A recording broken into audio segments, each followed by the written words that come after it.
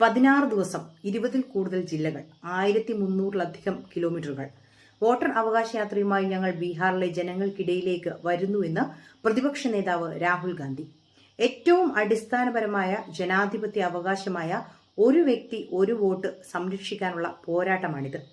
ഭരണഘടനയെ സംരക്ഷിക്കാൻ ഒപ്പം ചേരൂ രാഹുൽ ഗാന്ധി എക്സിൽ കുറിച്ചു. വോട്ടർ പട്ടികയുമായി ബന്ധപ്പെട്ട് രാഹുൽ ഗാന്ധി ഉന്നയിച്ച SIR ആരോപണങ്ങൾ പൊതുജനങ്ങളിലേക്ക് എത്തിക്കുക എന്നാണ് ഈ യാത്രയുടെ ലക്ഷ്യം. കേവലം തെരഞ്ഞെടുപ്പ് വിഷയമല്ല, ജനാധിപത്യത്തെയും ഭരണഘടനയെയും സംരക്ഷിക്കാനുള്ള വലിയ ദൗത്യമാണിതെന്നും വോട്ട് മോഷ്ടാക്കളെ തുരത്തുക തന്നെ ചെയ്യുമെന്നും രാഹുൽ ഗാന്ധി പറയുന്നു. രാഹുൽ ഗാന്ധി പുറത്തു കൊണ്ടുവന്ന വോട്ടർ പട്ടിക ക്രമക്കേടുമായി ബന്ധപ്പെട്ട വലിയ വിമർശനങ്ങളാണ് തെരഞ്ഞെടുപ്പ് കമ്മീഷനും BJPക്കും കേന്ദ്ര ഗവൺമെന്റിനുമെതിരെയും ഉയർന്നിരിക്കുന്നത്. MPമാരടക്കമുള്ള പ്രതിപക്ഷ പ്രതിനിധികളും നേതാക്കളും തെരുവിലിറങ്ങി പ്രതിഷേധം നടത്തിയിരുന്നു.